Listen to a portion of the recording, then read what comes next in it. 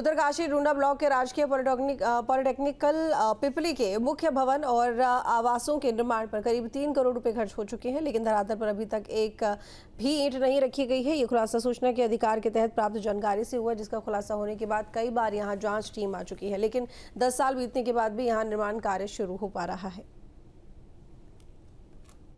कम से कम ना 572 लाख का ये निर्माण होना था और ये ना 2016 में तो स्टार्ट हुआ था। मतलब दान की गई थी ज़मीन, स्टार्ट हुआ था। 2017 में इसमें केस भी हो गया।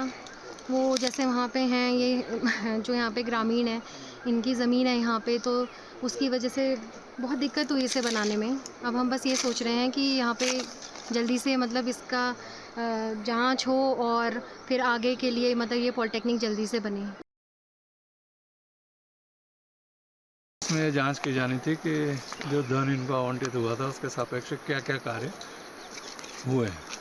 तो ये समिति है हमारी, इसमें PWD के 2 मेंबर हैं और 2 मेंबर हमारे पॉलिटेक्निक से हैं और मैं भी हूँ। हम लोगों ने यहाँ मिल के देखा कि कितना एरिया इनके द्वारा कवर किया गया और कॉलम में किस किस साइज़ के सरिये प्रयोग हो रहे हैं और क्या क्षति अभी तक जो है इस बनाए गए निर्माण कार्य में हुई है।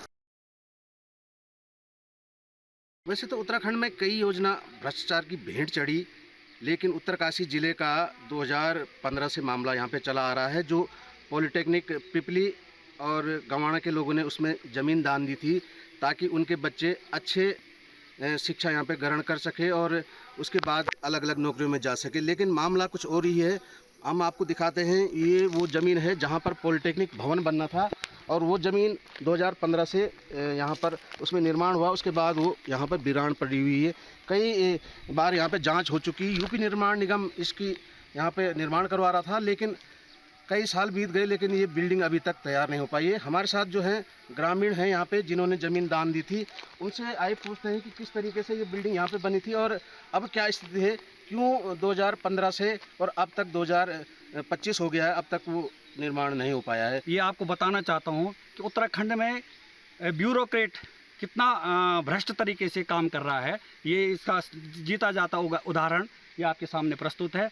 ये स्कूल 2012 में स्वीकृत हुआ और 2015 में इसको 1.25 करोड़ रुपए अवमुक्त हुआ, लेकिन उसका ये सिर्फ ये प्लिंथ आप देख रहे हैं, सिर्फ ये प्लिंथ बनी और एक ये कच्ची सड़क बनी। उसके बाद इस स्थान पर एक भी ईंट दोबारा नहीं लगी। और सबसे विडंबना ये है कि 2018 में फिर इसको 2.25 करोड़ रुपए अवमुक्त किए गए, लेकिन जो 1.25 करोड़ पहले का अवमुक्त हुआ था उसको किसी ने ये नहीं पूछा विभाग ने कि उसका कितना काम हुआ। अब तक कितना खर्च हो चुका है? लगभग इसमें 3-3.5 करोड़ रुपए खर्चा हो चुका है जो मुझे मेरे संज्ञान में है, लेकिन इसको 6 करोड़ रुपए लगभग अवमुक्त हो चुका है विभाग को। किसको दोषी मानते, सरकार को, विभाग को या कर्मचारियों को, ठेकेदार को, किसको दोषी मानते? इसमें सबसे बड़ा दोषी तो ब्यूरोक्रेट्स है जिन्होंने टेंडर लगवाया और फिर उसकी समीक्षा नहीं की दोबारा कि इसका क्या निर्माण कार्य मतलब कितनी प्रगति पे हो, और बराबर इसको पैसा अवमुक्त हो रहा, लेकिन कोई ये पूछने वाला नहीं है इस पैसे का क्या हो रहा, उस सदुपयोग कहाँ हुआ क्या नहीं हुआ, लेकिन किस्त बराबर जारी हो रही। इसकी मामले में हमने जब जांच करवाई, जो 2017 में मैंने इसका सूचना का अधिकार के तहत लिया, जिसमें उन्होंने दिखा कि 3 करोड़ रुपये, तभी उन्होंने पूरी सूचना दी।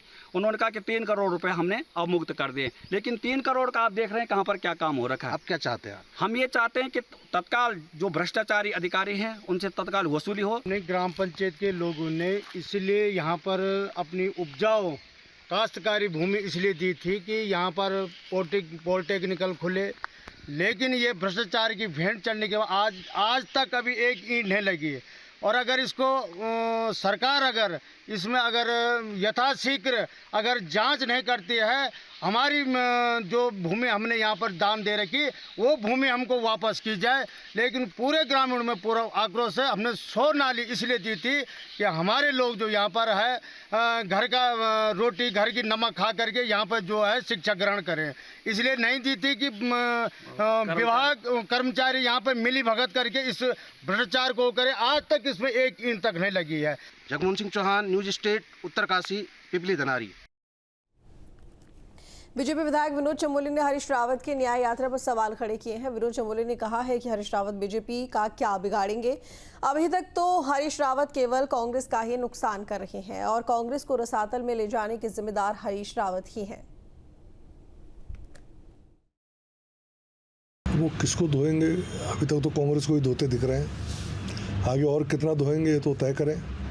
और जहाँ तक उनके ऊपर जो आरोपों का प्रश्न है, तो चाहे वो जुमे की नमाज का आदेश हो, उसके भी बाकायदा डॉक्यूमेंट्स हैं और वो पब्लिश किए हैं हमारी पार्टी ने। और जो मुस्लिम यूनिवर्सिटी वाला है, वो तो बयान उनका सबको मालूम है कि उनकी सभा में ही वो विषय आया था। वो मूक दर्शक बने रहे, उसके बाद किस तरह से रिएक्शन लोगों में रहा, उसका परिणाम भी उन्होंने भुगता है। और अगर हरीश रावत ठीक होते तो कांग्रेस टूटती क्यों? सबसे बड़ा कारण ये है कि आज कांग्रेस अगर टूटी है और इस स्तर पर पहुंची है, रसातल में गई है, तो उसके लिए सबसे बड़ा जिम्मेदार कौन है?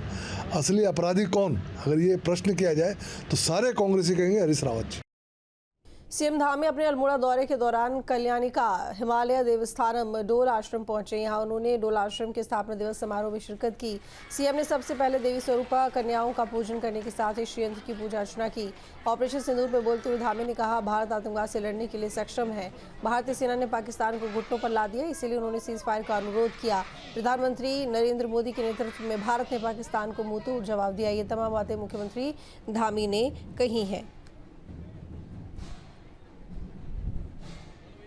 भारत की सेना ने बहुत पराक्रम किया है, बहुत साहस किया है और पाकिस्तान के अनेक स्थानों पर बड़ी तबाही मचाई है और पाकिस्तान मजबूर हो गया, घुटनों पर आ गया और उसने जो है सीज फायर के लिए अनुरोध किया। सीज फायर हुआ, लेकिन हमारी सेना पूरी तरह से मजबूत है। अब भारत हमारा मजबूत भारत है। अगर कोई हमको आंख दिखाता है तो हम उसको मुंहतोड़ जवाब देने का काम करते हैं। हमारी सेनाओं ने, हमारे प्रधानमंत्री मोदी जी के नेतृत्व में पाकिस्तान की आतंकवाद और पाकिस्तान की सेना जो लगातार आतंकवाद को प्रोत्साहित और पोषित करने का काम करती है, उनको पूरा मुंहतोड़ जवाब देने का काम किया है। धन्यवाद। एलयूसीसी कोऑपरेटिव सोसाइटी में हुई धोखाधड़ी से आक्रोशित महिलाओं ने रुद्रप्रयाग थाने में प्रदर्शन किया और इस दौरान एलयूसीसी में एजेंट बनी महिलाओं ने जमकर हंगामा किया। महिलाओं ने बताया कि स्थानीय लोगों को रोजगार देकर उन्हीं को ठगने का काम किया गया, जबकि एलयूसीसी खाता धारकों को करोड़ों का चूना लगा चुकी है।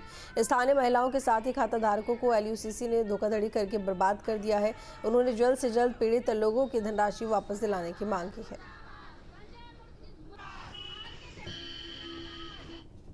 बद्री केदार मंदिर समिति के नवनियुक्त अध्यक्ष हेमंत द्विवेदी ने केदारनाथ पहुंचकर बाबा के दर्शन किए। इस दौरान उन्होंने केदारनाथ धाम में देश की सेना के नाम रुद्राभिषेक और पूजा अर्चना की। साथ ही प्रदेश और देश की सुख समृद्धि की कामना की है। हेमंत द्विवेदी का केदार सभा और तीर्थ पुरोहितों ने भव्य स्वागत किया। बीकेटीसी अध्यक्ष ने यात्रा व्यवस्थाओं का भी जायजा लिया। हेमंत द्विवेदी ने तीर्थ यात्रियों से भी फीडबैक लिया और बीकेटीसी कर्मचारियों अधिकारियों की बैठक में निर्देशित किया कि तीर्थयात्रियों को भगवान केदारनाथ के सरल सुगम दर्शन हो।